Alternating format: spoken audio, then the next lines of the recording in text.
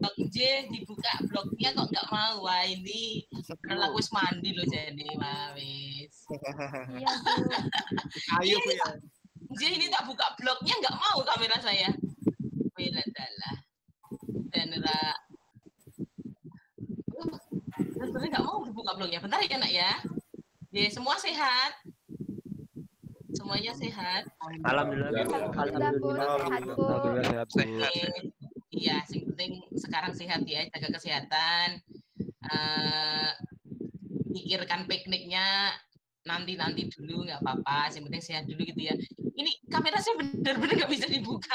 Waduh, bentar ya nak ya. Nanti selalu saya coba buka kamera pokoknya. Baik Bu. Yes. Duh. Oke. Nggih, Mas Ketua Kelas mau kamar mandi dulu, jangan lama-lama ya, Mas Baja ya. Wah, neng kamar mandi jebule karo nyanyi nanti ra rampung-rampung. Oke, silakan. Oke, sementara kamera saya belum bisa dibuka. Kenapa, Nak? Kenapa, Nak? Suaramu putus-putus, Nak. Suaramu putus-putus. Saya nggak tahu ini yang jelek wifi saya apa piye gitu, nggak tahu loh. Suaramu putus-putus. Halo.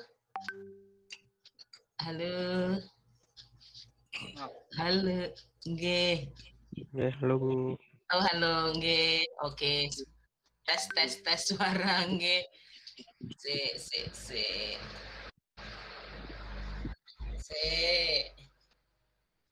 Kenapa sih?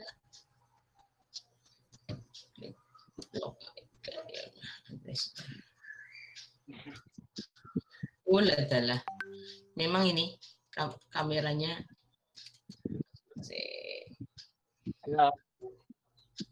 kenapa nak?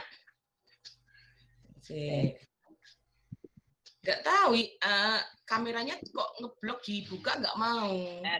Ini Bu, yang atas nama Petrus tuh lupa off mic Bu. Kenapa nak? Yang atas nama Petrus tuh lupa off mic, makanya suaranya bocor sampai sini. Oh gitu. Saya kenal lihat ya, kayak killer.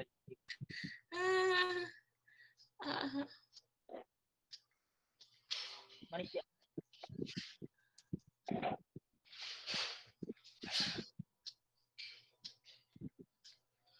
Oke, sementara ngobrol dulu ya. Sambil Batin mencoba membuka kamera. Masya Allah, kenapa sih kamu kamera? Kayaknya minta ganti ya, Le ya. Sing minta ganti, PC-nya minta ganti, terlalu tua kayak orangnya. Oke, mohon diperkenalkan mungkin ya, karena sudah. ya maaf, sejak maaf. Kenapa Mas Petrus? Kenapa Mas Petrus? Oh, nggak jadi, Mas Petrus nggak jadi. Oke. Saya nanti akan mendampingi Anda belajar matematika diskrit selama 1 semester. Mungkin RPS-nya sudah di-share ya sama Prodi ya. Jadi isinya apa saja yang akan Anda pelajari sudah ada di situ, nggih? Sudah bisa dilihat. Mahasiswa bisa lihat kan? RPS-nya isinya apa? Yang di web mana, Bu? Yang di web dosen Amikom? Nggih. Yang dari Prodi, yang ini dari Prodi. Kalau web dosen Amikom tuh nggak bisa dibuka sama kita, Bu. Kemarin saya udah coba toh. Kita buka pakai akun saya yang ini kuliah, tapi nggak bisa. Cuman bisanya tuh yang bisa tuh cuman dosen atau karyawan doang, Bu. Gitu. Berarti lagi proses mungkin nak lagi proses. Cuman makanya kalau kemarin kita upload materinya di web dosen, upload materi, kemudian ada info misalnya belum ketemu ketua kelasnya, kemudian kita yang buatin grup WA, kemudian di-share-nya di situ tuh ada yang mahasiswa bisa mengakses, ada yang tidak bisa gitu. Makanya kenapa saya membuat classroom gitu. Jadi untuk pendamping kadang-kala was kita tuh juga kayak gitu, nak. Saya nggak tahu kenapa. Jadi kadang-kala was kita juga lemotnya minta ampun dibuka angel gitu. Kalau classroom kan setiap saat Anda buka bisa gitu loh maksud saya. Jadi kenapa harus harus juga pakai Classroom. Artinya nanti saya saat share materi atau share info apapun selain di Waskita sebagai LMS utama, maka saya bisa share-nya di Classroom. Maksud saya seperti itu. Maka Anda saya minta join di Classroom karena itu. Gitu nggih. Kemudian ada beberapa hal yang harus saya sampaikan sebelum kita masuk ke materi kuliah. Nah, materi kuliah. Yang pertama adalah saya akan menyampaikan prosentase dari beberapa variabel yang saya gunakan untuk menyusunkan nilai Anda. Kenapa saya bilang menyusunkan nilai Anda? Karena nilai itu Anda yang membuat. Buatum cuma nyusunkan. Nyusunkan itu artinya seberapa banyak yang kamu buat, kemudian itu prosentasenya berapa, nanti akan saya hitungkan, kemudian akan saya munculkan di akhir semester seperti itu. Nah, tapi informasi yang pertama sebelumnya, jadi sebelum semester ini, mahasiswa Amikom nilainya akan muncul manakala dia mengikuti UTS dan atau UAS. Artinya mahasiswa Amikom supaya nilainya muncul di akhir semester, dia harus mengikuti salah satu ujian. Boleh ujian tengah semester, boleh ujian akhir semester. Nah, tetapi mulai semester ini sekarang walaupun Anda tidak ikut ujian, tetapi kalau Anda mempunyai nilai di komponen lain, maka nilai Anda akan muncul. Ini berhubungan dengan laporan dari Amikom ke Dikti, karena kemarin pada saat dilakukan atau diberlakukan aturan seperti itu, akhirnya kan ada tuh mahasiswa KRS tetapi dia tidak ikut ujian sehingga nilainya tidak muncul, maka terjadi selisih antara jumlah mahasiswa yang KRS sama yang keluar nilainya gitu. Oke, sebentar ya, ada teman dosen yang chat sebentar. Tadi saya dari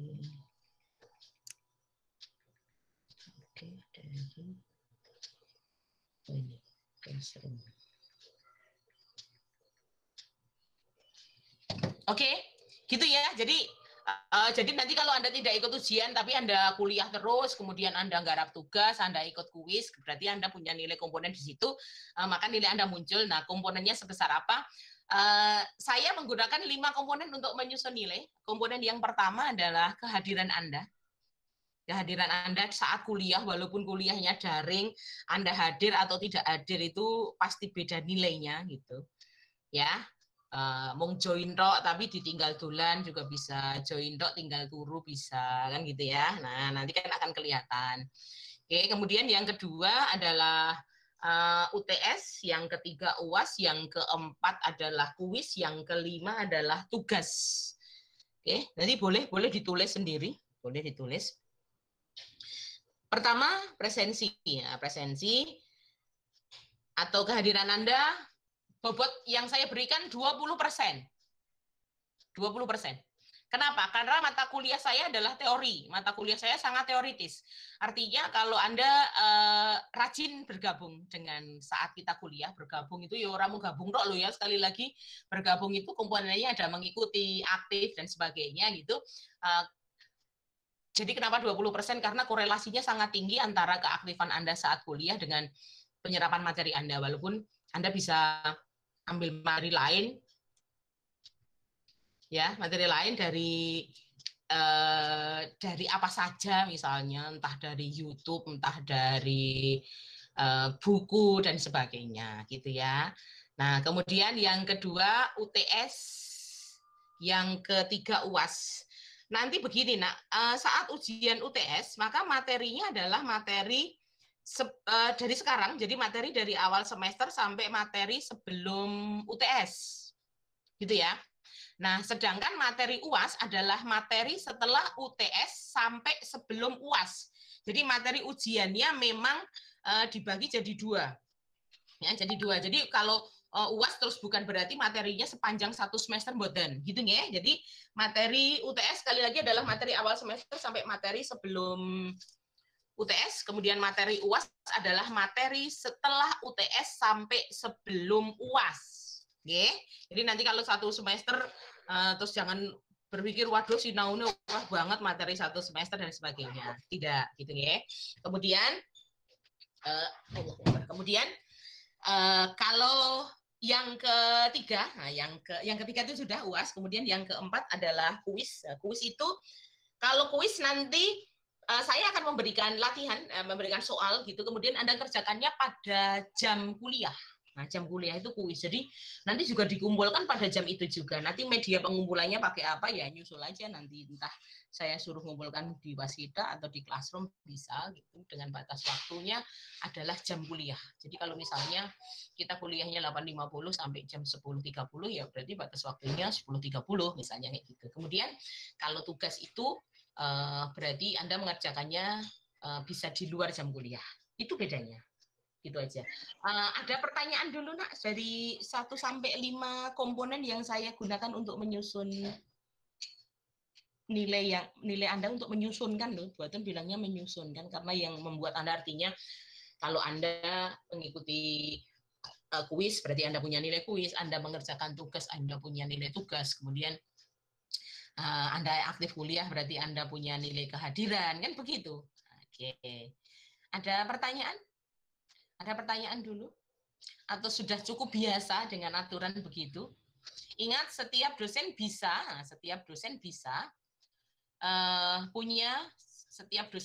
punya komponen yang berbeda, ya. Setiap dosen bisa punya komponen yang berbeda. Jadi kalau misalnya kalau dosennya adalah dosen untuk tugas akhir, nah tugas akhir atau final project pasti dia akan menggunakan nilai tugas sebagai nilai terbesar, kan gitu ya? Oke, gitu. Tuh. Ada pertanyaan dulu nak? Apakah ada pertanyaan? Oke. Mas Sarwani Zuhri, ada pertanyaan nak? Mas Ahmad Sarwani. Belum ada, Bu. Belum ada ya. Oke. Serius banget sampai pakai headset. Ada gangguan suara dari luar kah? Enggak, Bu. Aman. Oh, aman ya. Oke. Aman. Oke, aman. Ada pertanyaan tuh yang lain? Aman, Bu. Oh, aman. Aman. Oke.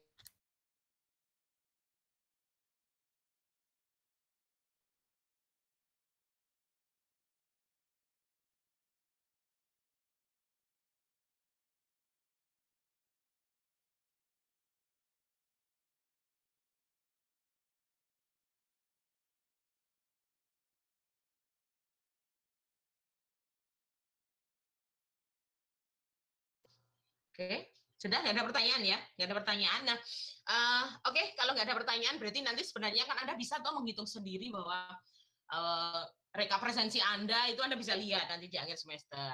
Anda misalnya 1 semester itu 14 kali pertemuan, Anda ikutnya berapa? Misalnya Anda ikutnya 14, ya berarti tinggal 14 bagi 14 kalikan 20, berarti poinnya 20. Anda ikutnya 10 kali, jadi 10 dibagi 14 dikalikan 20% dan seterusnya. Gitu ya, kalikan 20. Cara menghitungnya begitu. Oke, kemudian di awal pertemuan di materi pertama saya sudah share materinya adalah logika matematika. Nah, ini kalau kamera saya tidak bisa buka, berarti saya juga tidak bisa share screen ya. Bisa nggak? Nggak bisa kan? Harusnya bisa, Bu. Oh, bisa. Tetap bisa ya? Harusnya bisa. Oke, tetap bisa. Oke, coba sebentar. Oke, Anda sambil membuka materi coba. Anda sambil membuka materi yang saya share boleh. Membuka materi yang saya share boleh, silakan. Itu adalah materi logika matematika. Sebenarnya materi itu Anda sudah dapatkan di, kalau informatika apa ya mata kuliahnya? Ada mata kuliah PTI namanya nak? Di semester 1 logika informatika. Betul, logika informatika betul. Namanya logika informatika. Kalau PTI pengantar teknologi informasi itu SI ya betul lah. Jadi ada materi logika informatika anjir. Nah, materi logika informatika. Oke, pertanyaannya buatan 1. Pada saat belajar logika informatika benar-benar lanyah atau sekedar iso flowchart-nya. Tapi ngiling-ngilingnya susah gitu. Lancar banget nggak kemarin pada saat belajar logika informatika? Kalau dulu sih alhamdulillah bisa, Bu. Kalau dulu lupa, lancar, Bu. Sekarang lupa. Kalau dulu lancar, kalau sekarang suruh mengulang nggak tahu ya. Nggak tahu.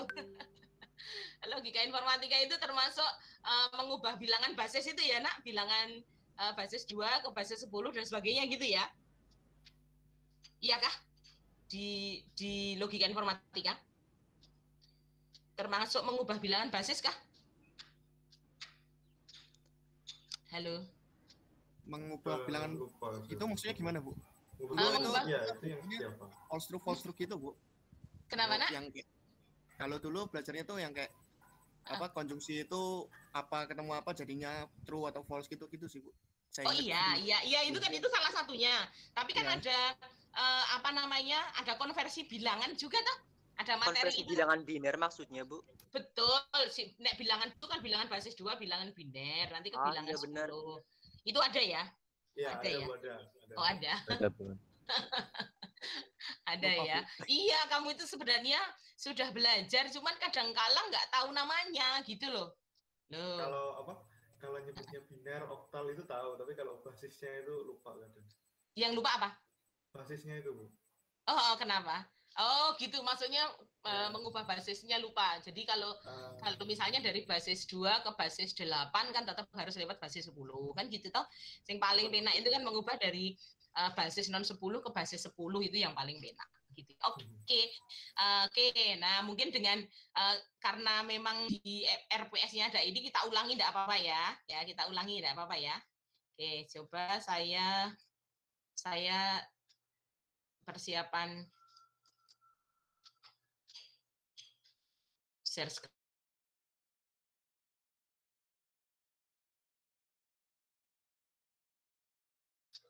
Ya, loh.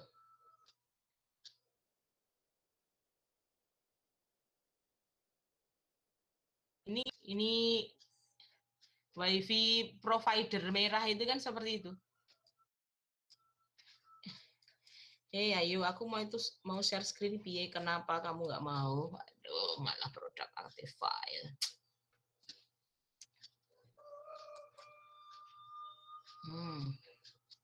Sabar ya, Nak. Oke, atau dibuka sendiri dulu, materinya dibuka sendiri dulu.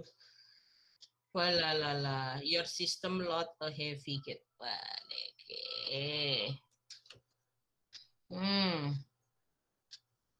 Bentar.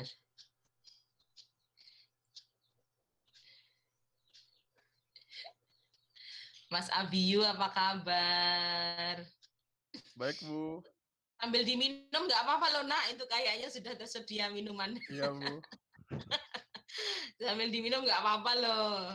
Yang lain sambil ngopi boleh nggak, Nak? Sambil ngopi. Yang sudah tersedia di samping meja, kalau nggak pengen membagi sama temennya ya kameranya ditutup, ngopi dulu. Tapi kalau mau berbagi ya nggak apa-apa, gosen lah. Gitu. Oke, ya, Mas Ketua kelas, apa kabar, sudah dari belakang? Kenapa Mas Bagja?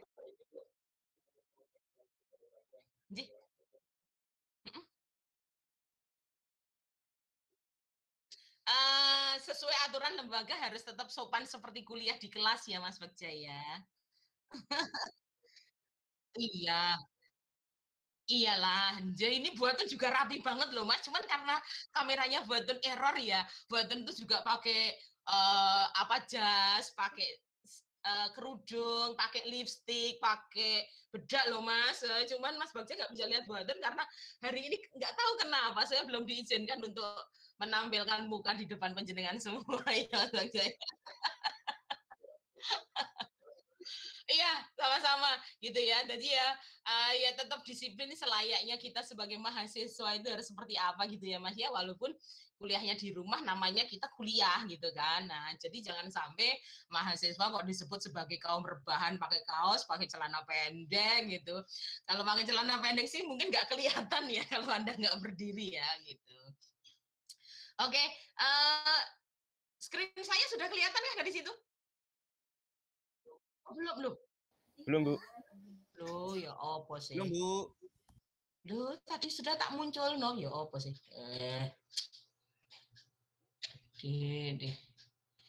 Deh.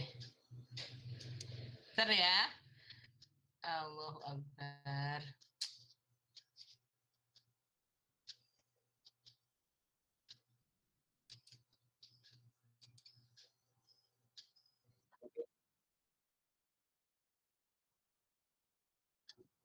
Oke, boleh. Ini buatan sudah. Coba dilihat layarnya buatan. Sudah kan? Belum ada, Bu. Belum keluar. Atau coba saya aja, Bu. Belum keluar. Masa sih? Coba dulu ya. Ditunggu dulu ya. Oh, lah, Oh. sudah. Oke. Udah muncul.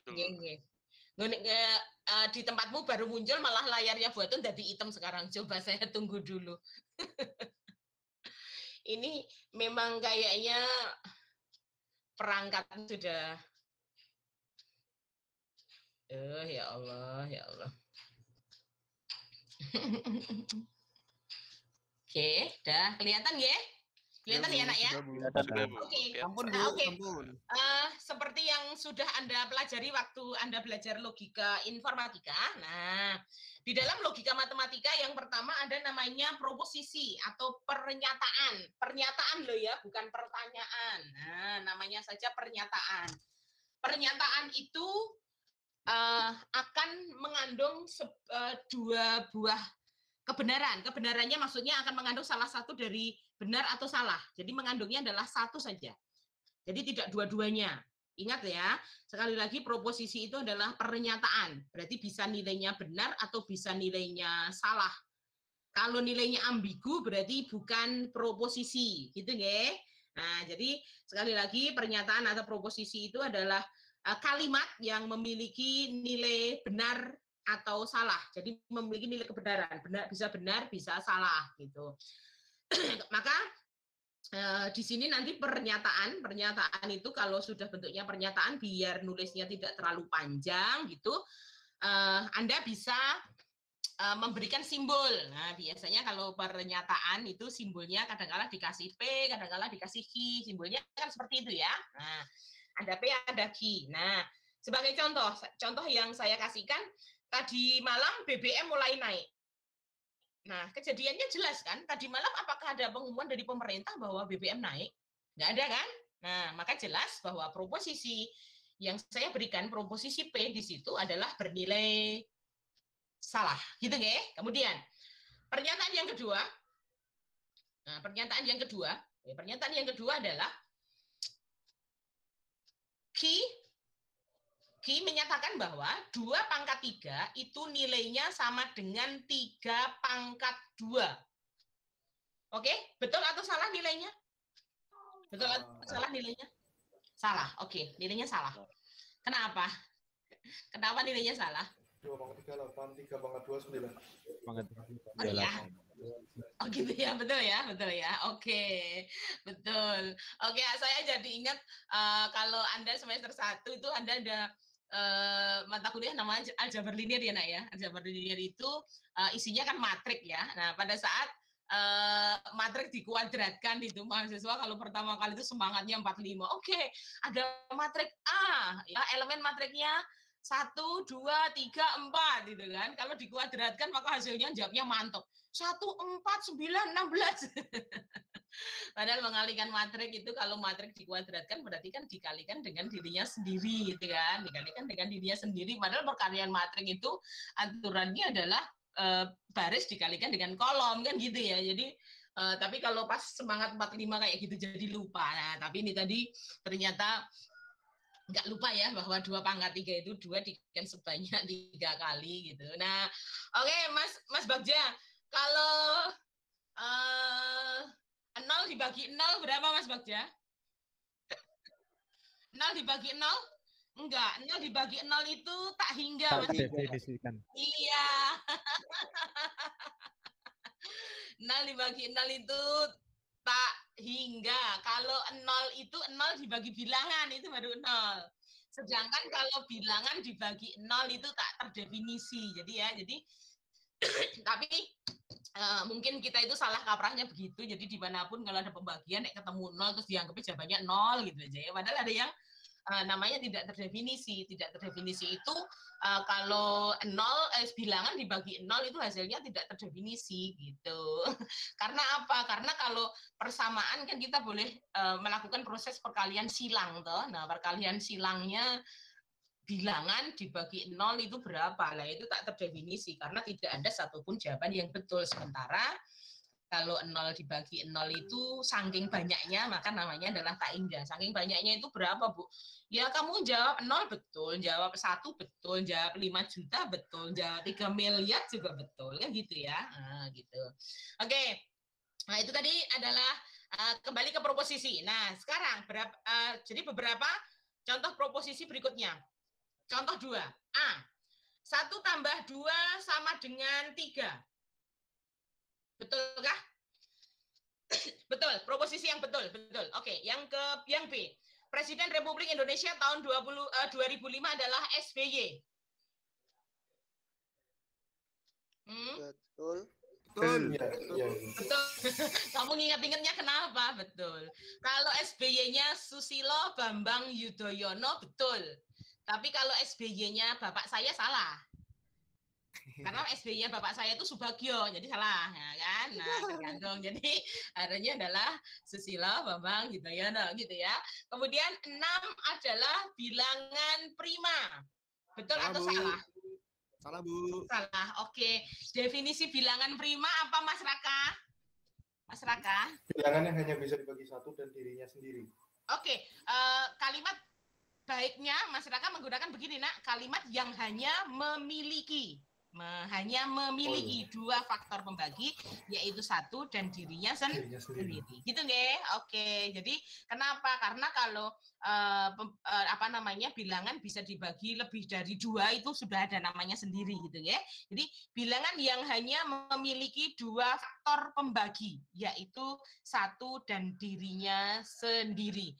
Dibiasakan memberikan definisi yang betul pada angka, terutama pada matematika, karena matematika itu unik. Nah ya, oke, terutama kalau Anda ngajari entah tetangga, entah adik, gitu ya. Jadi misalnya, oke, saya Mas Radit, coba buka kamera Mas Radit ya.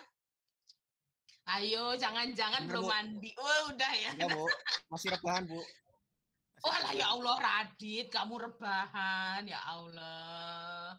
Ya Allah, Mas Radit, kalau buatun minta Mas Radit menyebutkan nomor HP kamu, Mas Radit. Nomor HP-nya Mas Radit berapa? Nomor HP-nya 0896. Udah, stop Mas Radit. Mas Radit sudah salah menyebutkan. Oh iya, Bu. Iya. Lah Anda sudah belajar sistem bilangan loh. Masa ya nomor HP-nya 08, apa ada bilangan kosong tuh ada? Nah. Enggak ada, Bu. Nah, enggak ada. Adanya 0. Oke. Apa nih? Oh, nggih. Oke, jadi bilangan itu adanya 0 ya Mas Radit ya, bukan kosong ya Mas Radit ya. Oke, jadi jangan bilang. Mohon maaf off-cam, Bu. Ini kayaknya sinyalnya susah nih, Bu. Oh, J Mas Radit. Oke. Lah, pantune meh melanjutkan rebahan. Ya alasane ono wae lho ya Radit ya. Ini sinyalnya susah. Oke. Gitu nggih. Oke. Jadi sekali lagi mengucapkan dengan bahasa yang baik. Nah, bahasa yang betul. Kalau dalam matematika itu istilahnya ada benar. Jadi kadangkala kita mengatakan sesuatu dianggapnya benar hanya karena biasa, tapi kadangkala kita juga mentertawakan sesuatu karena tidak biasa. Karena tidak biasa, padahal sebenarnya benar gitu ya. Oke, saya minta waktunya 2 menit saja sebentar ya. Ada yang harus saya transfer. Oke, sambil dilihat, gini sambil dilihat. Sebentar ya, tak bayar listrik dulu sebentar. Baik, Bu. Ya, Bu. Oh, enggak, bayarnya pakai HP kok, tenang aja. Niki transfer apa bayar ya? Oh, bayar. Oke. Berarti PLN. Oh iya, tak pakai kacamata dulu Pak. Ya Allah, kacamatanya gitu. Non taklis. Nomor regisnya. Ini.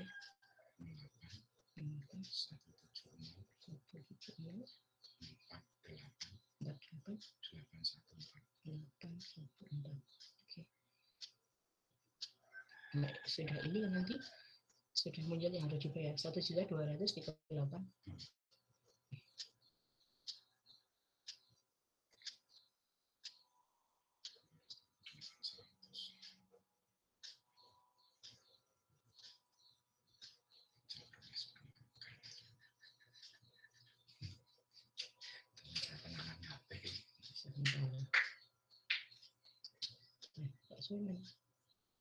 Sudah dikonfirmasi.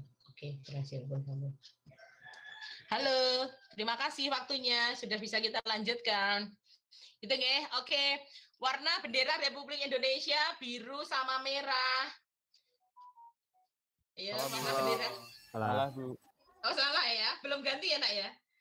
Bendera Indonesia masih merah putih ya, belum ganti ya. Saya pikir ada yang lupa. Oke, saya pikir ada yang lupa. Oke ya. Jadi dari proposisi itu jelas namanya proposisi, gitu ya. Nah, kemudian contoh yang ketiga adalah kalimat yang bukan merupakan proposisi. Ingat sekali lagi, proposisi itu pernyataan, bukan pertanyaan. Sementara kalau contoh ketiga yang pertama yaitu A, di manakah letak Pulau Seribu? Itu bentuknya pertanyaan, bukan pernyataan. Maka dia dikatakan bukan proposisi. Ya, jelas bentuknya adalah kalimat tanya. Kemudian kalimat tanya itu saja kalau yang jawab orang yang berbeda, nilainya semua benar kok. Jadi misalnya, dilalah Mas Ketua kelas rumahnya Pulau Seribu. Di manakah letak Pulau Seribu? Itu di kampung saya, Bu. Pulau Seribu gitu ya. Jadi betul gitu ya. Kemudian ada yang mengatakan, oh itu di dekat Jakarta, Bu. Betul. Kemudian kalau yang ditanyain itu orang Singapura, di manakah letak Pulau Seribu di Indonesia? Betul. Gitu ya. Nah, kemudian yang kedua, yang dinamakan bukan proposisi, yang kedua adalah Ersa lebih tua dari Arsi. Kita tidak bisa mengatakan bahwa Ersa lebih tua dari Arsi karena kita tidak tahu Arsi umurnya berapa, Ersa umurnya berapa, karena tidak bisa memberikan keterangan lebih spesifik. Kecuali kalau keterangan lebih spesifiknya adalah Ersa lebih tua dari Arsi karena Ersa 25 tahun, Arsi 7 tahun. Nah, misalnya seperti itu. Gitu ya. Kemudian yang ketiga, X ditambah Y lebih X tambah Y sama dengan 5. Itu juga bukan proposisi. Kenapa? Karena X sama Y adalah sebuah variabel. Jadi nanti ada ketergantungannya. Kalau misalnya X-nya 4, Y-nya 1, betul. Tapi kalau X-nya 4, Y-nya 5, kan jadinya salah. Gitu kan? Nah, jadi variabel itu kan nilainya belum diketahui. Jadi bisa berapa saja. Jadi itu bukan proposisi. Nah, kemudian yang bukan proposisi berikutnya adalah 2 mencintai 3. Ingat ya, 2 mencintai 3. Mencintai itu tidak berlaku untuk bilangan. Mencintai itu berlaku untuk hati. Ya toh? Nah, kalau Bagja mencintai pacarnya itu baru betul. Karena saya yakin Bagja itu pacarnya adalah perempuan. Ya toh? Bukan pacarnya Ongko kan, bukan kan? Iya, masa Mas Bagja pacaran karo Ongko gitu kan. Nah, cuman kalau untuk gojekan mah orang biasa ya. Gimana nggak cinta sama orang IT? Angka aja diperhatikan, apalagi pacarnya gitu ya. Jadi angka-angka itu diperhatikan gitu ya. Oke. Nah, oke. Berikutnya kemudian di dalam logika matematika ada sebuah pernyataan yang nilainya bisa selalu benar atau bisa selalu salah. Jadi pernyataan yang nilainya selalu benar akan dinamakan dengan tautologi. Nah, ya, tautologi. Kemudian yang selalu salah akan dinamakan kontradiksi. Sekali lagi, Anda pernah belajar konjungsi, disjungsi, ya kan? konjungsi itu kalau simbolnya dan, kan? Ya, simbolnya dan. Dan itu nilainya hanya akan benar kalau dua-duanya benar, gitu ya. Artinya adalah kalau kita mengkonjungsikan dua hal, yang satu bernilai benar, yang satu bernilai salah, atau dua hal itu nilainya adalah berlawanan, maka nilainya akan selalu kontradiksi, nilainya akan selalu salah. Sebaliknya, Anda pernah belajar namanya disjungsi. Disjungsi itu simbolnya atau, ya kan? Atau itu nilainya hanya salah jika dua-duanya salah, ya kan? Artinya kalau misalnya yang satu salah, yang satu benar gitu, nah nilainya akan selalu benar. Jadi misalnya begini, kalau Anda ada dua hal, ada pernyataan pertama, pernyataan kedua, nilainya berlawanan. Yang satu benar, yang satu salah, maka kalau kita operasikan dengan konjungsi akan menjadi kontradiksi, kalau kita operasikan dengan disjungsi akan menjadi tautologi. Contohnya seperti itu. Gitu nggih.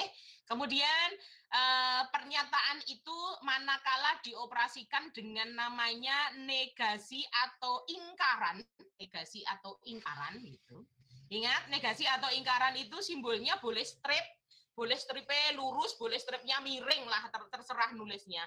Stripnya boleh ditulis di atasnya, boleh ditulis di samping kirinya. Nek ngetik susah, kadang-kala nulisnya diketik di bawahnya, stripnya di bawahnya ya. Kalau ngetik itu biasanya susah, strip itu nulisnya di strip di bawahnya. Gitu nggih? Nah, itu adalah simbol dari ingkaran. Ingkaran itu apa? Ingkaran itu mengingkari. Mengingkari itu ya berarti kalau benar ingkarannya salah, kalau salah ingkarannya benar. Kan begitu, itu ingkaran. Nah, sementara karena proposisi itu ada dua jenis. Jenis yang pertama namanya adalah atomik atau tunggal. Nah, jenis atomik itu tunggal. Atomik atau tunggal itu berarti tidak ada rangkaian konjungsi, tidak ada rangkaian disjungsi, tidak ada rangkaian implikasi, itu namanya atomik. Jadi misalnya itu tadi, misalnya saya bilang, ketua kelas informatika 01 ganteng, itu kalimat saya. Ya toh? Nah, nilainya betul atau salah, itu tergantung Anda. Nah, sing tak tanyain Mas Bagja, ya bilangnya, betul sekali, betul aja pakai sekali. Nih tak tanyain Raka, ya Raka bilangnya fitnah. Nah, bisa jadi bukan betul atau salah, tapi fitnah kan gitu ya kan. Itu loh contoh-contoh itu kayak gitu ya. Jadi gini nak, kamu mulai mempelajari matematika itu adalah sesuatu yang menyenangkan gitu. Jadi jangan menganggap nek matematika itu jelek, itu jangan ya. Matematika itu menyenangkan loh. Ya. Iya, apalagi kalau Anda bilang nggak suka matematika, kok kuliah informatika, itu sudah salah jalan itu. Saya tuh nggak pernah suka sama matematika, Bu. Padahal jelas kuliah informatika, Jo. Kok iso ngomong rasa seneng matematika, itu wong kleru dalane. Jadi mumpung masih semester 3, silahkan keluar, ganti jurusan. Udah. Itu kalau kita ketemunya semester 1, biasanya semester 1 saya juga ngajar aljabar linear gitu. Kemarin cuman pas Anda semester 1 itu saya bagiannya opo sih, pokoknya buat itu bagiannya sing dosen wegah ngajar karena nerangkene angel kayak gitu loh Le. Wah, jenis pokoknya gitu. Matematika itu kan ada sing nerangkane angel karena harus dengan bahasa-bahasa kiasan, misalnya menjelaskannya harus detail gitu. Jadi kebanyakan orang seneng ngajar matematika sing praktis gitu. Misalnya ngene seperti ini, terus mahasiswa belajar sendiri, dosennya nganggur misalnya kayak gitu. Gitu ya. Nanti kalau Anda sing bentuknya matematika rodok ruwet, rodok butuh tenaga ekstra itu nanti pas Anda semester 4. Mata kuliahnya namanya riset operasi. Ya, namanya riset operasi. Wah, wis butuh tenaga yang ekstra pokoknya. Sing sekolah butuh tenaga ekstra, sing mulang kudu mumpluk pokoknya mulang gitu ya. Nah, kemudian kita lanjutkan proposisi yang nanti akan kita operasikan. Nah, kita operasikan dengan logika matematika. Itu ada namanya proposisi majemuk, compound. Nah, nek bahasa Indonesia ini compound, compound. Nah, apa di proposisi majemuk itu nanti akan ada operasi namanya konjungsi yang Anda sebut dengan dan. Kemudian disjungsi itu atau, kemudian implikasi atau kondisional itu Anda menyebutnya jika maka, if then gitu ya, jika maka. Dulu waktu Anda belajar logika informatika pasti pakainya if then, tidak mungkin jika maka, karena Anda harus pakai bahasa internasional, gitu ya. Kemudian be implikasi. Apa sih be implikasi? Be implikasi itu sederhana kok sebenarnya penyebutannya. Be implikasi itu adalah dua buah implikasi yang dihubungkan secara konjungsi. Sudah. Maka jika dan hanya jika, maka kalimatnya adalah dan, gitu kan. Jadi sebenarnya be implikasi itu adalah dua buah implikasi yang dihubungkan secara konjungsi. Jadi kalau implikasinya dari pernyataan P ke pernyataan Q, berarti implikasi P maka Q dan implikasi Q maka P. Ya, implikasi Q maka P. Jadi kemudian melihat kebenarannya seperti apa toh kalau dan. Nah, kalau dan gampang kok. Nah, Anda sebenarnya pernah kok ketemu biimplikasi itu sebenarnya Anda pernah loh. Ya, Anda pernah. Anda pernah, saya yakin Anda pernah masuk namanya tes seleksi. Tes seleksi. Ingat ya, Nak ya. Ujian itu ada jenis namanya ujian evaluasi, ada namanya ujian seleksi. Ujian evaluasi itu kayak apa buat Don? Ujian evaluasi itu ya ujian sekolah itu ujian evaluasi. Artinya mengevaluasi apa yang sudah pernah diberikan. Jadi misalnya saya sekarang ngajarnya logika matematika. Berarti besok saat UTS saya kasih soal logika matematika. Itu namanya ujian evaluasi. Kalau ujian seleksi kayak apa? Ujian seleksi itu contoh gampangnya Anda pernah lah. SBMPTN itu ujian seleksi. Karena apa? Itu memang untuk menyeleksi, Nak. Jadi bukan berarti kalau Anda tidak diterima, bukan berarti Anda tidak bisa, bukan berarti Anda tidak mampu. Tetapi kuotanya tidak memenuhi, gitu aja. Jadi kuotanya sedikit, yang meminta banyak, sehingga harus diseleksi. Jadi Anda jangan heran misalnya, Anda begini, Anda merasa bahwa Anda punya teman satu angkatan dari SD, SMP, SMA, selalu sekolahnya sama. Dia tidak pernah punya prestasi lebih baik dari Anda.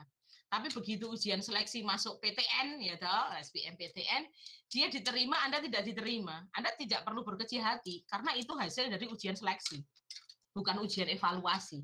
Kalau ujian evaluasi, Anda pasti menang. Kalau ujian seleksi, ya pada saat seleksinya itu yang tidak bisa diduga. Contohnya, jadi menyeleksi itu ya bagaimana tergantung si panitia melakukan ujian. Dia mau pakai aturan apa? Itu ujian seleksi. Ada panitia yang membuat ujian seleksi itu begini. Diberikan dua jawaban yang betul. Sehingga Anda bingung. Padahal, Nak, aturan konvensional, aturan tidak tertulis. Jika ada dua jawaban yang betul saat Anda ujian seleksi, maka yang diambil adalah jawaban yang pertama. Jadi misalnya jawabannya A betul, C betul. Maka yang dianggap benar adalah jawaban A. Itu ujian seleksi. Itu aturannya tidak tertulis dan memang tidak disebarluaskan, tidak dituliskan. Kenapa? Nek begitu nanti semua orang tahu, seleksinya gagal dong, nggak jadi seleksi. Karena semua orang tahu aturannya jelas gitu. Ya. Itu namanya ujian seleksi. Nah, kalau ujian seleksi, maka Anda pernah menemukan soal dengan tipe begini ya, Nak ya. Soalnya ada dua pernyataan. Kemudian pilihan jawabannya itu gini. Jawaban A jika pernyataan pertama benar, kedua benar, ada hubungannya. Gitu ya. Kemudian jawabannya B, jika pernyataan pertama benar, kedua benar, tidak ada hubungannya. Jawabannya C, jika pernyataan pertama benar, kedua salah. Jawabannya D, jika pernyataan pertama salah, kedua benar. Jawabannya D, jika dua pernyataan semua bernilai salah. Pernah ya ketemu soal begitu ya? Oke, kalau Anda pernah ketemu soal begitu, pasti Anda bingungnya adalah antara menjawab A sama menjawab B. Dua-duanya benar, kalau A itu jika ada hubungannya, kalau B jika tidak ada hubungannya. Gitu ya. Nah, itu sebenarnya Anda menjawabnya pakai bi-implikasi atau bi-kondisional. Nah, Anda pakainya bi-implikasi atau bi-kondisional. Artinya adalah kalau sebabnya bisa menjadi akibat dan akibatnya bisa menjadi sebab, maka jawabannya betul. Oke, saya kasih contoh sederhana. Siti hamil karena suaminya laki-laki. Nah, kira-kira jawabannya A atau B, Nak? Siti hamil, oke, toh Siti hamil jelas gitu kan. Karena suaminya laki-laki, ya iyalah suaminya Siti Bambang kok laki-laki. Gitu ya. Kira-kira jawabannya A atau B? Kira-kira Mas Raka, tak nyari orang dulu Mas Raka biar ikut jawab ya Mas Raka. Iki sopo ya sing tak muncul gitu namanya. Halo, selain Mas Raka sama Mas Bagja, yo. Mas Ahmad. Siapa gimana ya? Mas Ahmad siapa ya? Mas Ahmad. Halo Mas Ahmad. Mas Ahmad. Ahmad yang mana, Bu? Ahmad yang mana, Bu? Ahmad. Nah, ini yang baru kelihatan kameranya. Ahmad yang serius dulu. Aku seneng kalau orang serius sama Mas Ahmad. Ayo sing pakai headset tadi sudah tak tegur tadi lo.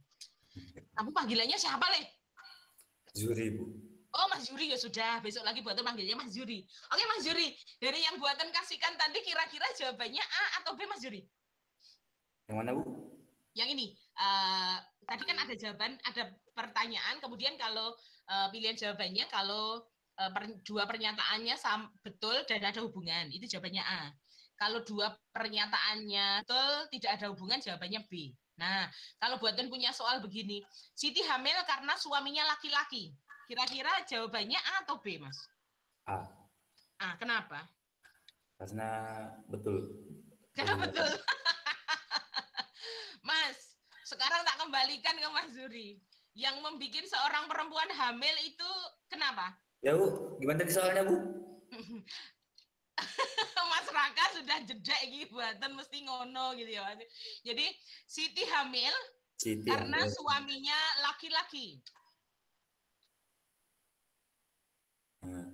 Oh betul?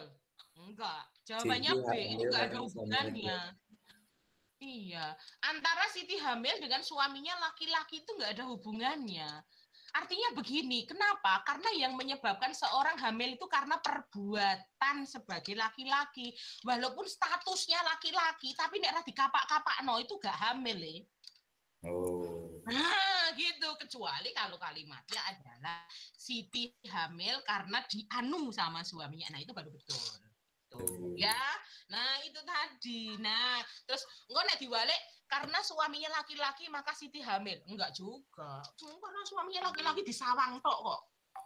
Nah, kecuali karena dianu suaminya maka Siti hamil. Nah, itu baru betul gitu. Nah, ya Mas Yuri sok nganggo Gojek barang kira kita tuwa ya toh. Wah, urung entuk pacar barang. Ingat loh, semester 3 itu capek loh ya. Jadi nganggo refreshing gitu ya. Semester 3 capek. Wah, mata kuliahnya luar biasa. Semester 3, semester 4, semester 5 aja. Jelai tenan pokoknya ya toh. Anda statistikanya semester berapa? Semester berapa? Statistika kurang tahu, Bu. Belum mendapatkan. 4 ya, kayaknya di 4 ya, semester 4 ya. Oke. Oke ya. Oke, pokoknya itu senangi dulu yang namanya matematika, senangi angka dulu gitulah. Angka itu kamu juga seneng sih kan angka yang duit, nek ra duit gak sido seneng ya toh. Wis. Oke ya. Nah, kita masuk ke proposisi majemuk ke konjungsi, conjunction. Tabel kebenarannya sudah. Ya, tabel kebenarannya sudah. P, Q, ya, P, Q, kemudian P dan Q. Jadi konjungsi itu hanya akan benar jika dua-duanya benar. Kalau salah satu saja salah atau dua-duanya salah, hasilnya pasti salah. Gitu ya. Gitu. Nah, untuk membuat tabel kebenaran, baris yang kita butuhkan itu ada rumusnya loh, Nak. Baris yang kita butuhkan itu ada rumusnya loh. Ada rumusnya loh. Kalau pernyataannya ada 2, Anda butuh berapa baris? 4, kelihatan ya toh? Kalau ada 3 pernyataan, Anda butuh berapa baris? 8. 8, betul. Kemudian kalau Anda punya 4 pernyataan, Anda butuh berapa baris? 16. Betul. Jadi banyaknya baris yang dibutuhkan untuk membuat tabel kebenaran itu adalah 2 pangkat N, di mana N-nya adalah banyaknya pernyataan. Terus cara ngisinya gimana? Gampang. Nek butuhnya 8 baris, ya kolom pertama itu 4 benar, 4 salah. Gitu kan? Kemudian setelahnya itu separuhnya. Tadi 4 benar, 4 salah, berarti jadi 2 benar, 2 salah, 2 benar, 2 salah. Baru benar, salah, benar, salah, benar, salah. Kan gitu. Kalau Anda punya 16 baris, ya udah, adanya kan cuma benar sama salah. Adanya cuma 1 sama 0, kan? Berarti kolom pertama kalau ada 16 baris, ya berarti 8 benar, 8 salah. Kemudian separuhnya lagi 4 benar, 4 salah, 4 benar, 4 salah. Kemudian baru separuhnya lagi 2 benar, 2 salah, 2 benar, 2 salah. Baru separuhnya lagi benar, salah, benar, salah, benar, salah. Gitu ya, Nak ya? Iya. Kenapa harus saya ingatkan lagi? Karena pernah gini. Oke, dua pernyataan terus ada 4 baris. Begitu saya ngasih 3 pernyataan, dia buatnya 6 baris. Maka jadi tidak terbukti, saat membuktikan itu jadi tidak terbukti, gitu ya. Nah, oke. Jadi P dan Q dibaca P dan Q, implikasi itu konjungsi. Pernyataan jika baik P benar maupun Q salah dan satu-satunya, gitu ya. Oke, kemudian disjungsi. Cuman mengulangi, saya tak jawab. Disjungsi. Disjunction, disjungsi. Disjungsi itu nilainya hanya akan salah jika dua-duanya salah, karena kalimatnya atau salah, tidak ada pilihan lain. Jadi ibarat kata kamu mengatakan bahwa benar itu sebuah kebaikan, salah itu sebuah keburukan. Kalau kita disuruh memilih ya benar atau benar, ya pasti benar. Kemudian benar atau salah, benar. Salah atau benar, benar. Tapi kalau pilihannya salah atau salah kan nggak ada pilihan lain. Berarti mau tidak mau dijawabnya adalah salah. Gitu ya. Oke, gitu. Itu adalah disjungsi. Oke ya. Nah, coba dilihat contohnya. Jadi contoh dari disjungsi. Nah, kalimatnya begini. Dalam perayaan itu, tamu boleh menyumbang uang atau barang. Ya, boleh menjual uang atau barang. Oke? Berarti nyumbang uang tok boleh nggak? Boleh. Nyumbang barang tok boleh nggak? Boleh. Boleh. Nyumbang uang sekaligus nyumbang barang boleh nggak? Boleh. Boleh. Yang tidak boleh apa? Yang tidak boleh tidak nyumbang. Nah, itu tidak boleh, gitu kan? Nah, makanya dikatakan bahwa kalau disjungsi itu yang tidak boleh, ya yang tidak boleh atau yang salah itu jika dua-duanya salah. Jadi kalau kalimatnya adalah di perayaan itu tamu boleh menyumbang uang atau barang. Berarti nyumbang uang tok boleh, nyumbang barang tok boleh, nyumbang dua-duanya boleh. Yang tidak boleh adalah tidak nyumbang. Nah, gitu. Gitu ya. Nah, yang kedua, saya akan melihat pertandingan di TV atau di lapangan. Di TV atau di lapangan. Berarti nonton di TV tok bisa ya? Bisa. Nonton di lapangan tok bisa? Bisa. Tapi kalau nonton di TV sekaligus di lapangan kan nggak bisa. Oh ya bisa deh, zaman sekarang bisa. TV ini goreng lapangan ya, Leo. TV ini TV digital dengan HP ya. Wis alasane ono wae lho cah saya. Gitu ya. Oke. Berikutnya. Kalau ini ekuivalensi itu kesamaan. Jadi di dalam logika matematika ada sebuah nilai kesamaan. Nah, kesamaan ini, nilai kesamaan itu apa? Nilai kesamaan itu kalau di logika matematika dulu pada saat kamu belajar, mungkin dosenmu sudah menyampaikan ada namanya hukum De Morgan. Hukum De Morgan, nah, hukum De Morgan itu ada. Itu misalnya gini, ada konjungsi yang diingkar. Jadi ingkarannya di luar konjungsi. Jadi konjungsinya dikurungi dulu baru diingkar. Maka jadinya adalah disjungsi, tapi dua-duanya diingkar, gitu ya. Nah, gitu. Nah, ini selalu gitu ya. Nah, ada lagi kesamaan tuh gini, ada sebuah kesamaan lagi itu misalnya disjungsi itu nilainya akan sama dengan implikasi. Nilainya akan sama dengan implikasi. Kalau implikasi itu adalah sebuah sebab akibat, berarti yang di depan namanya sebab, yang di belakang namanya akibat. Gampang kok, Nak. Kalau disjungsi sama dengan implikasi itu gampang. Kalau sebuah disjungsi akan menjadi sebuah implikasi, maka Kalau disjungsinya ada salah satu yang dikasih tanda ingkaran, maka dia akan menjadi sebabnya. Contohnya gini, jika saya tidak makan, ya, atau saya lapar, saya tidak makan, atau saya lapar. Berarti pernyataan pertama saya tidak makan, pernyataan kedua saya lapar. Berarti yang punya apa namanya ingkaran, yang punya kata tidak kan pernyataan pertama kan? Nah, maka pernyataan pertama itu kalau itu dibuat menjadi implikasi, dia akan menjadi sebabnya. Gitu ya. Sebabnya apa? Nah, jadi sebabnya apa? Saya tidak makan. Jika, nah, kan gitu kan? Jika saya tidak makan, maka saya lapar. Betul nggak seperti itu? Ya, betul. Nah, nanti ada, jadi di dalam logika matematika ada kesamaan-kesamaan disebutnya sebagai hukum De Morgan. Terus ada lagi namanya adalah kontraposisi. Kontraposisi itu adalah kesamaan dari sebuah implikasi. Itu namanya kontraposisi.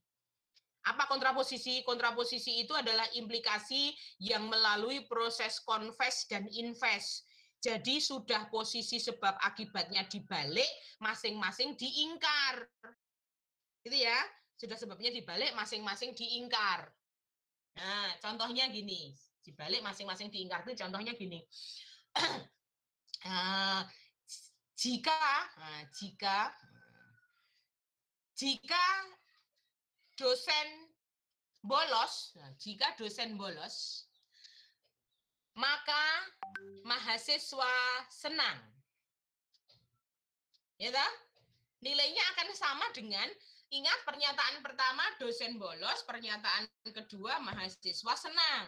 Itu implikasi. Dia akan menjadi kesamaannya implikasi, namanya adalah kontraposisi, adalah pernyataan kedua menjadi pernyataan pertama tetapi diingkar. Pernyataan pertama akan menjadi pernyataan kedua tetapi diingkar.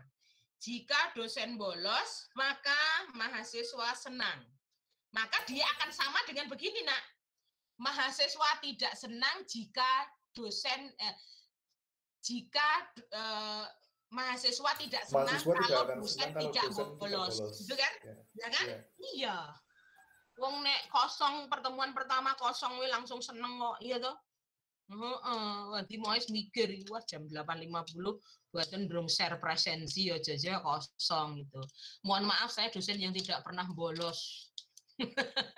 Saya dosen yang tidak pernah kosong. Apalagi ngajarnya di rumah ngajarnya di kampus saja.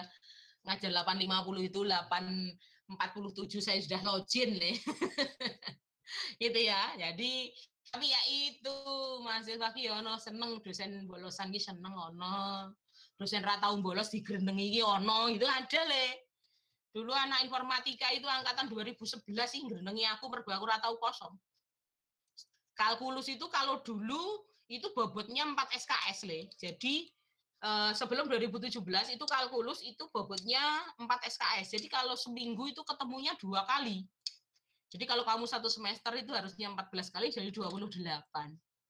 Dahlah mahasiswa pas gerenengi aku pas lewat. Di selasar kampus itu loh saya ngomong itu jangan ya Allah. Kayak dosennya kalkulus ra tau masuk angin kok ya kok ra tau kosong gitu. Wah, saya ya rodok kaget tau. Aku kan dosen kalkulus ya tak pelinguk tau. Iki sapa sih ngomong. Begitu saya lihat ya toh. Ternyata yang ngomong itu mahasiswa itu padahal dia kuliah yang ngarep dewe terus loh. Nah, berarti kan buatnya jadi apa sama itu anak. Anwar itu namanya anak aku.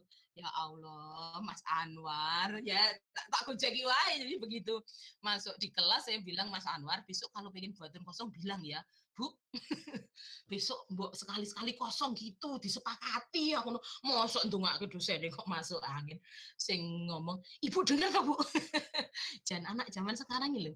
Ngrenengi dosene krungu malah mung seneng Ibu dengar toh. Wah, jan padake ya. Oke ya, ini ekuivalensi menggunakan hukum De Morgan. Nah, ini loh yang saya bilang. Ini ada konjungsi diingkar, jadinya adalah disjungsi masing-masing diingkar. Ya, ini yang bawah adalah disjungsi diingkar, hasilnya adalah konjungsi masing-masing diingkar. Gitu nggih? Nah, berikutnya ada namanya implikasi. Nah, ada namanya implikasi. Implikasi itu sebab akibat. Implikasi itu sebab akibat. Yang perlu kamu ingat adalah di dalam implikasi yang salah cuma satu. Jika sebabnya benar, akibatnya salah. Saya kasih gambaran paling penak gini aja, paling penak gini. Mas Raka janji sama pacarnya. Perjanjian yang dilakukan Mas Raka, kalimat pertamanya begini, yang apa sayang nanti yang jika malam minggu cuaca cerah, maka aku akan datang ke rumahmu. Berarti pernyataan pertama apa? Jika malam minggu cuaca cerah. Pernyataan kedua adalah aku datang. Aku akan datang. Nah, gitu ya. Oke. Nah, kalau cuaca cerah, Mas Raka datang, boleh nggak? Boleh. Boleh terjadi nggak? Boleh, wajib malahan, ya kan? Jika cuaca cerah, tetapi Mas Dika nggak jadi datang, boleh nggak? Nggak boleh dong. Namanya pengkhianat ya toh, namanya PHP ya kan, namanya pecundang gitu, ngomong tok terang rene nyatane ora teko wis nanti pacarnya sing mureng-mureng wis dawa banget kae, dasar laki-laki buaya darat wis lengkap pokoknya kalimatnya itu sikil papat metu kabeh kirek tenan kok panjer wis pokoknya lengkap gitu. Itu nggak boleh terjadi. Kenapa? Wong jelas-jelas cuacanya cerah. Nah kok rasido teko rak ya jenenge ngapusi, jenenge PHP itu nggak boleh. Tetapi cuaca tidak cerah. Wah, hujan badai. Wah, malah pohon pada tumbang aja diterjang numpak motor numpati pohon ambruk sampai tetap datang. Boleh nggak kalau begitu? Boleh. Nanti dibilangnya lelaki sejati. Wes. Sampai tempat pacarnya. Wah, langsung jigok kayak handuk. Walah ya Allah, hujan Mas, kebasahan Mas. Ini pakai handuk dulu, tak bikinin teh hangat dulu ya. Wah, disayang-sayang. Karena dianggap pejuang itu tadi loh. Wong hujan badai, terus bilangnya kan hujan tuh Mas nggak datang tuh nggak apa-apa. Kan Mas bilangnya datangnya kalau nggak hujan. Nah kan gitu, ya kan? Kemudian hujan badai, dia nggak datang, boleh nggak? Boleh. Wong syaratnya kan kalau nggak hujan, nek hujan kan nggak datang juga nggak apa-apa. Maka artinya yang tidak boleh terjadi, yang salah itu hanya sebabnya benar, tapi akibatnya salah. Tidak hujan tapi dia nggak datang, tidak hujan atau cuacanya cerah tapi dia nggak datang, itu yang nggak boleh. Makanya terus dibilang tadi, wah dasar tukang kibul, dasar suka PHP, wes semua kayak gitu. Itu ya. Nah, itu gambarannya seperti itu. Itu implikasi, ya. Jadi implikasi itu yang salah cuma satu, Jika sebabnya benar, akibatnya salah. If true then false, ya, salah. Oke. Kita lanjut berikutnya ke biimplikasi. Nah, biimplikasi. Biimplikasi itu seperti ini tadi yang sudah saya bilang biimplikasi. Jadi biimplikasi itu adalah sebenarnya dia dua buah implikasi yang dihubungkan secara konjungsi. Tetapi kalau kita melihat dari data awal, ini loh nak data awalnya. Data awal itu kita bilangnya adalah tabel dasar. Tabel dasarnya P sama Q, tabel dasar. Jadi di dalam biimplikasi itu nilainya akan benar jika dua-duanya sama. Sama itu bisa sama-sama benar, bisa sama-sama salah. Ini loh, yang paling atas sama-sama benar kan? Hasilnya benar. Yang paling bawah sama-sama salah, maka hasilnya juga benar. Jadi untuk melihat sebuah biimplikasi berdasarkan tabel awal, maka biimplikasi itu nilainya akan benar jika dua pernyataan awalnya adalah sama. Sama itu boleh sama-sama benar, boleh sama-sama salah. Gitu ya. Nah, tadi yang saya bilang, bahwa ini kontraposisi. Ini kontraposisi. Jadi kalau ini implikasi, ini kontraposisi. Ini namanya confess. Confess itu cuma tukar posisi. Jadi sebab jadi akibat, akibat jadi sebab. Kalau kamu di dalam matrik namanya transpose, baris jadi kolom, kolom jadi baris ya. Nah, kemudian kalau invest itu masing-masing dinegasi namanya invest. Jadi ini proses confess, ini proses invest, dilihat. Jadi implikasi itu kalau dia mengalami dua proses, confess kemudian invest, atau invest baru confess, maka akan menjadi namanya adalah kontraposisi. Kontraposisi itu seperti ini. Ini kontraposisi itu gini. Jika Q maka P nilainya sama dengan jika bukan P maka bukan Q. Ya, jadi sama dengan 3, jadi sama dengan tapi 3 strip itu kita membacanya equal, equivalent ya, equal atau sama. Gitu nggih? Nah, itu namanya equal. Oke. Nah, di dalam logika ada 3 penarikan kesimpulan yang sah. Buatan bilang sah loh ya, sah. Kalau sah pasti benar, kalau benar belum tentu sah. Kalau sah itu pasti benar, kalau benar belum tentu sah. Ya, oke di logika dong. Kalau sah itu pasti benar. Kalau sudah disahkan pasti mengandung sebuah kebenaran kan? Tetapi kalau benar belum tentu sah. Ya sudah betul, dong disahkan kan namanya nggak sah. Jadi kalau penarikan kesimpulan namanya adalah sah. Jadi ada di dalam logika ada 3 metode penarikan kesimpulan yang sah. Yang pertama namanya adalah modus ponens. Kalau disimbolkan seperti ini. Jadi disimbolkan seperti ini. Jika P maka Q bernilai betul, true. Kemudian P-nya bernilai benar, maka kesimpulannya Q-nya adalah bernilai benar. Misalnya, jika saya makan, maka saya kenyang. Kondisinya betul. Kondisi yang kedua, oh saya makan, maka kesimpulannya saya kenyang. Nah, ini loh nak, dapat ditulis seperti ini. Jadi sebenarnya simbolik dari modus ponens itu dapat ditulis ke dalam bentuk implikasi seperti ini. Implikasi pertama konjungsi dengan pernyataan kedua.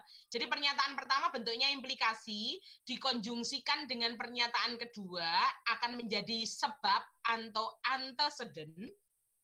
Kemudian konklusinya atau hasilnya adalah key. Nah, jadi pernyataan pertama dikonjungsikan dengan pernyataan kedua menjadi sebab. Nah, akibatnya adalah kesimpulan. Nah, ini. Ya. Penulisan modus ponens ini kalau kamu buat tabel kebenarannya, maka hasilnya pasti tautologi. Hasilnya pasti tautologi. Nah, tabelnya buatan itu maksudnya ini adalah kesimpulan dari kolom ketiga dan kolom keempat ya nak ya, yang terakhir ini loh, yang terakhir ini. Yang terakhir ini maksudnya adalah kesimpulan dari pernyataan pertama, kesimpulan dari akhir, pokoknya kesimpulan akhirnya. Kesimpulan akhirnya. Oke, kesimpulan akhirnya begini. Seperti ini. Oke. Tabelnya P dan Q, P maka Q-nya jadinya ini, P maka Q dan P. Ya toh? Ya. Ini sebagai pernyataan pertama, ini pernyataan kedua maksudnya yang ke kolom kelima ini namanya kolom kelima. Kolom kelima ini adalah hasil implikasi dari kolom ketiga dan kolom keempat. Maksudnya gitu ya, cuman nulisnya tidak saya perpanjang. Ini seperti ini, kemudian ini sebagai sebab, terus ini sebagai akibat. Gitu. Oke? Ya. Tuh, konklusi. Yang kedua namanya adalah modus tollens. Namanya modus tollens. Yuk, modus tollens. Kenapa sih diturunkan? Nah, berikutnya namanya modus tollens. Ini tadi modus ponens, bentar. Ya Allah, kenapa sih?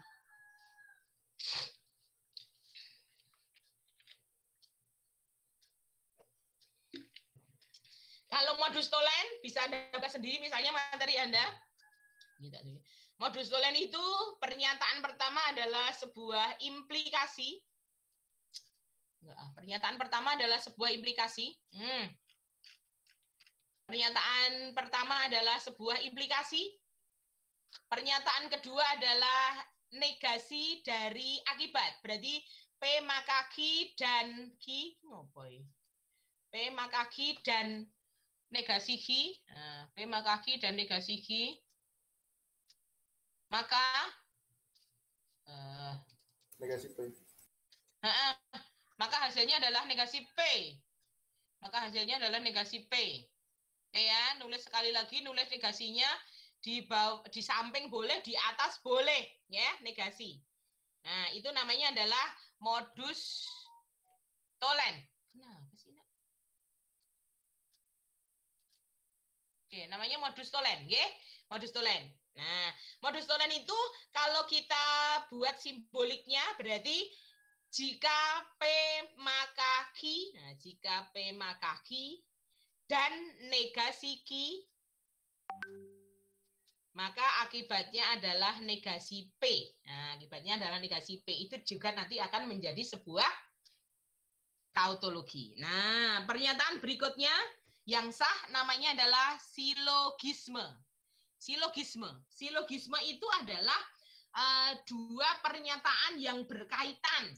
Dua pernyataan yang berkaitan atau dua buah implikasi yang berkaitan, tetapi akibat dari pernyataan pertama sama dengan sebab dari pernyataan yang kedua.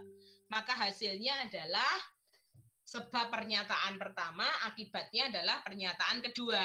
Jika P maka Q dan jika Q maka R, kesimpulannya adalah jika P maka R.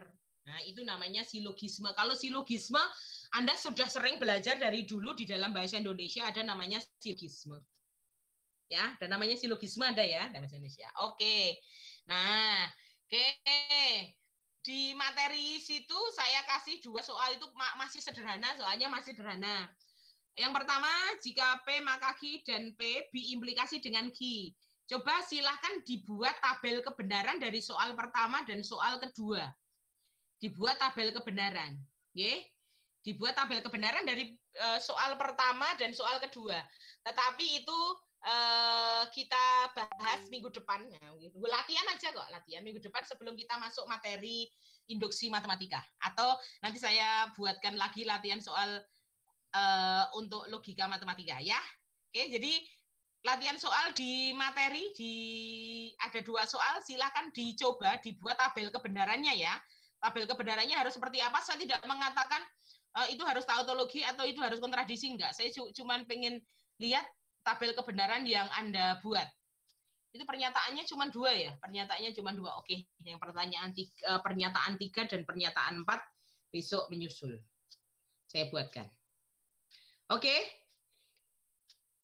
Oke, untuk pertemuan pertama, prolognya sampai di situ aja. Jadi prolognya adalah latihan atau mengulang materi logika matematika yang pernah Anda pelajari di logika algoritma. Saya kira pertemuan kita saya cukupkan sekian. Terima kasih atas perhatiannya. Assalamualaikum warahmatullahi wabarakatuh. Semoga kita semua selalu dalam keadaan sehat. Sampai ketemu depan, nggih. Terima kasih. Waalaikumsalam warahmatullahi wabarakatuh. Sama-sama. Terima